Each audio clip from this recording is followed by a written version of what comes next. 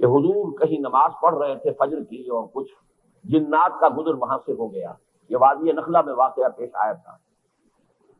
تو وہاں وہ جن جو ہیں وہ سنتے رہے کھڑے ہو کر حضور کی قرات جو فجر میں تھی، اور وہ بڑی طویل قرات ہوتی ہے فجر میں. اسی وقت وہ ایمان لے آئے اور پھر وہ جا کر اپنی قوم سے انہوں نے کہا یا قومنا اجیبوا داعی اللہ، اے ہماری قوم کے لوگوں، اللہ کی طرف پکارنے والے کی پکار پر لبیک کہو. تو گویا کہ اجیبو قبولنا، لبیک کہنا، تسلیم کرنا، کسی کی دعوت جو ہے اس کو تسلیم کر کے اور اس پر عمل کرنا. اسی طرح ہمارا جو منتخب نصاب ہے مطالعہ قرآن حکیم کا، اس کا جو درس ہے آل عمران کی آخری آیات کا، اور بڑی عظیم دعائیں ہیں قرآن مجید کی جو اس مقام پر آئی ہیں. لیکن اس دعا کے بعد بندوں کی طرف سے جو دعا تھی، اس کے بعد آخری آیت جو ہے آیت نمبر 195، فاستجاب لهم ربهم انی لا اضیع عمل عامل منکم من ذکر و انثی بعضکم من بعض. ان کی دعاؤں کو ان کے رب نے شرف قبول عطا فرمایا، بہت عمدگی کے ساتھ قبول فرمایا. یہاں استجابت کا لفظ آ گیا، فاستجاب لهم ربهم، پورے اہتمام سے، پوری توجہ سے، پوری عنایت سے، پوری شفقت کے ساتھ اللہ نے ان کی دعا کو قبول کیا. اگلی بات یہ نوٹ کیجئے کہ یہ جو لفظ استجابت ہے، اس سے جو صیغہ امر ہے قرآن مجید میں صرف 3 مرتبہ آیا ہے، اور وہ تینوں آیتیں وہی ہیں جو میں نے ابھی آپ کو سنا دی. 2 مرتبہ تو امر کا صیغہ ہے حاضر میں، استجیبوا لربکم من قبل ان یاتی یوم لا مرد له من اللہ یا ایھا الذین آمنوا استجیبوا للہ وللرسول اذا دعاکم لما یحییکم. اور 1 مرتبہ سورہ بقرہ کی آیت میں یہ امر ہے بصیغہ غائب، فلیستجیبوا لی ولیؤمنوا بی لعلہم یرشدون.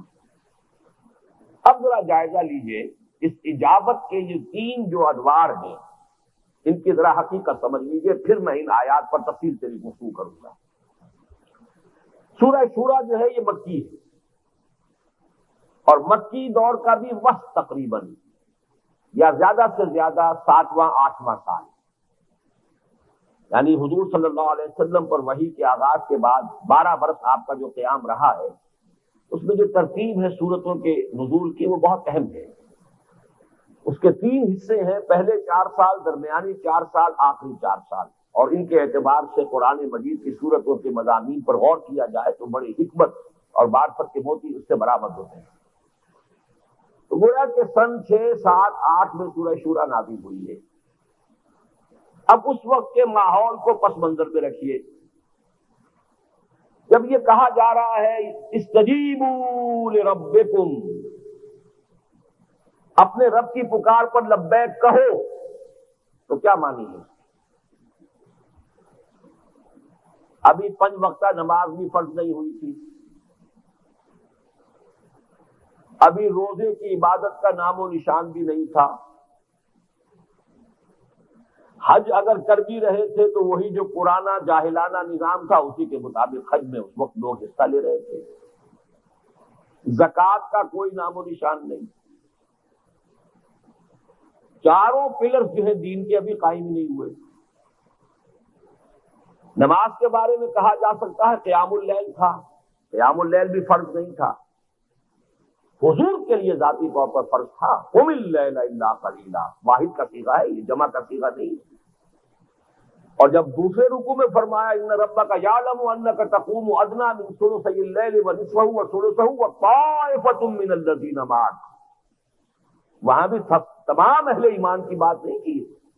اللہ کے علم میں ہے کہ آپ کھڑے رہتے ہیں 2/3 شب، آدھی شب، 1/3 شب، اور آپ کے ساتھ جو ایمان لائے ان میں سے بھی ایک گروہ، ایک جماعت یہ کام کر رہی ہے. فرض ہوتا تو سب کے لیے ہوتا، پھر طائفۃ من الذین معک کا لفظ نہیں آ سکتا. کہنے کا مطلب یہ ہے کہ اس وقت تک جن چیزوں کو ہم دین میں اہم ترین سمجھتے ہیں، نماز، روزہ، حج اور زکوٰۃ، ان میں سے کوئی شے نہیں. اب منفی طور پر آئیے، جو شے سب سے زیادہ حرام ہے ان میں سے کوئی شے حرام نہیں ہوئی. کیا سود حرام ہوا تھا؟ کیا شراب حرام ہوئی تھی؟ کیا جوا حرام ہوا تھا؟ نہ عوامر ہے نہ نواہی ہے، پھر یہ استجابت کے معنی کیا ہے؟ کوئی عجب نہیں کہ سور کا کھانا بھی حرام نہ ہو اور مردار کا کھانا بھی حرام نہ ہو، اس لیے کہ خنزیر کے گوشت کی حرمت مکی صورتوں میں ہے، لیکن وہ آخری 4 خصال کی صورتیں ہیں، سورہ انعام اور سورۃ النحل۔ میں جس دور کی بات کر رہا ہوں 8واں سال، اس میں ابھی کوئی تذکرہ نہیں ہے کہ سور کا گوشت کھانا حرام یا خون حرام یا یہ کہ مردار حرام۔ بتائیے نتیجہ کیا نکلا؟ استجابت کے معنی پھر کیا ہے؟ اللہ کیا پکار رہا ہے؟ کیا مانگ رہا ہے؟ کیا کہہ رہا ہے؟ کس چیز کی دعوت دے رہا ہے؟ کس چیز پر مکلف قرار دے رہا ہے اتنے شان کے ساتھ؟ استجیبوا لربکم من قبل ان یاتی یوم لا مرد له من اللہ ما لکم من ملجأ یومئذ وما لکم من نصیر۔ اتنا اہتمام، اتنا شد و بد، اتنا زور شور، اتنا غیظ و غضب، اور پھر وہ استغنا فإن أعرضوا فما أرسلناك عليهم حفيظا۔ اگر یہ اعراض کرتے تو دفع کیجئے ان کو، اے نبی، ہم نے آپ کو کوئی ان کے اوپر داروغہ بنا کر نہیں بھیجا ہے۔ ان علیک الا البلاغ، آپ کے اوپر تو ذمہ داری سوائے پہنچانے کے کچھ ہے ہی نہیں۔ تجزیہ کرنے کی ضرورت ہے کہ اس وقت کی استجابت کے معنی کیا تھے۔ 2 الفاظ میں بیان کروں، ایمان لاؤ اور جم جاؤ۔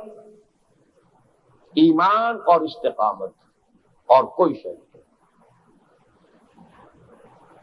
ایمان پر مار پڑے جھیلو، کھڑے رہو لا الہ الا اللہ محمد رسول اللہ پر، پیچھے نہیں ہٹنا۔ یہ کل دعوت ہے اور کچھ دعوت ہے۔ قولوا لا الہ الا اللہ محمد رسول اللہ، کہو یہ استجیبوا لربکم۔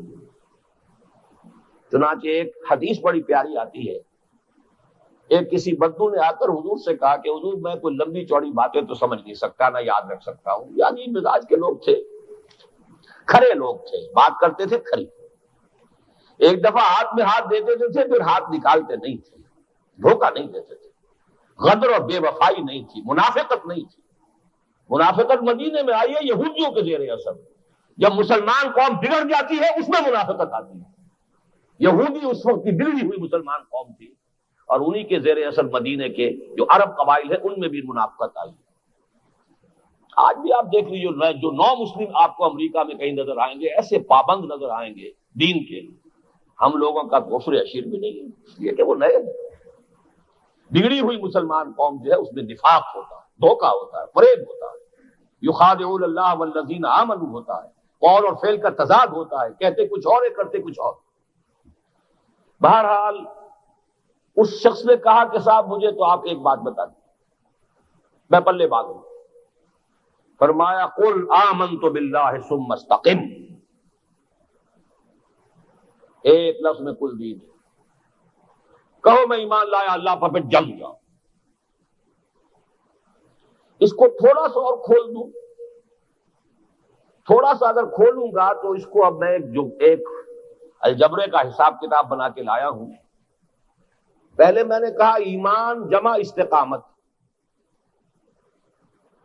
اب ذرا کر لیجئے ایمان جمع اور بریکٹ شروع کیجئے دعوت و اقامت بٹا صبر، بریکٹ بند کر لیجئے۔ ایمان اللہ پر، آخرت پر، رسول پر، نمبر 1، اسی کی دعوت دین، اسی کی اقامت کی جد و جہد، اسی پر نظام قائم ہو، اور ان تینوں کے ساتھ صبر۔ والعصر ان الانسان لفی خسر الا الذین آمنوا وعملوا الصالحات وتواصوا بالحق وتواصوا بالصبر۔ اور اس کے لیے دوسری مثال دینی ہو تو ہمارے اسی منتخب نصاب میں پہلے حصے کا آخری اور چوٹی کا درس ہے، ان الذین قالوا ربنا اللہ ثم استقاموا تتنزل علیہم الملائکہ الا تخافوا ولا تحزنوا یہ سارے اونچے مراتب کس پر ہیں؟ صرف یہ کہنے پر ہمارا رب اللہ ہے اور پھر جم گئے. اس استقامت میں قیامت مضمر ہے. جم جانے کے معنی کیا ہے؟ اب اللہ کو مانا ہے تو اللہ کا حکم ماننا ہے، اللہ کو مانا ہے تو اس کی پکار پر لبیک کہنا ہے، اللہ کو مانا ہے تو جان اور مال کا سودا اس کے ہاتھ کرنا ہے. ان اللہ اشتری من المؤمنین انفسهم واموالهم بان لهم الجنہ. اس کے بعد نمبر 2، ومن احسن قولا ممن دعا الى الله وعمل صالحا وقال انني من المسلمین. دعوت اور صبر. وما يلقاها الا الذين صبروا وما يلقاها الا ذو حظ عظیم. بہرحال چونکہ میں یہ اشارے کر رہا ہوں، یہ سارے ہمارے منتخب نصاب کے دروس ہیں. میں نے عرض کیا تھا کہ میں آج اپنے دینی فکر کا لب لباب ایک اور نئے انداز میں آپ کے سامنے رکھ رہا ہوں. یہ میں نے اب تک تجزیہ کیا ہے آپ کے سامنے مکی دور کی اجابت. مکی دور میں تقاضا کیا تھا، مطالبہ کیا تھا؟ نہ ابھی نماز 5 وقتہ، نہ روزہ، نہ زکوٰۃ. حج کی بھی وہی شکل ہوگی جو پہلے چلی آ رہی تھی، اس کے کوئی مراسم ابھی قرآن مجید میں آئے ہی نہیں، مناسک حج کا ذکر ہی نہیں. نہ سور حرام، نہ خون حرام، نہ مردار حرام، نہ جوا حرام، نہ شراب حرام، نہ سود حرام، کچھ حرام. کوئی اوامر نہیں، کوئی نواہی نہیں. تو استجابت کے معنی کیا ہیں؟ ایمان اور استقامت. قل آمنت باللہ ثم استقیم. اور اس کے معنی کیا ہے؟ ان الذین قالوا ربنا اللہ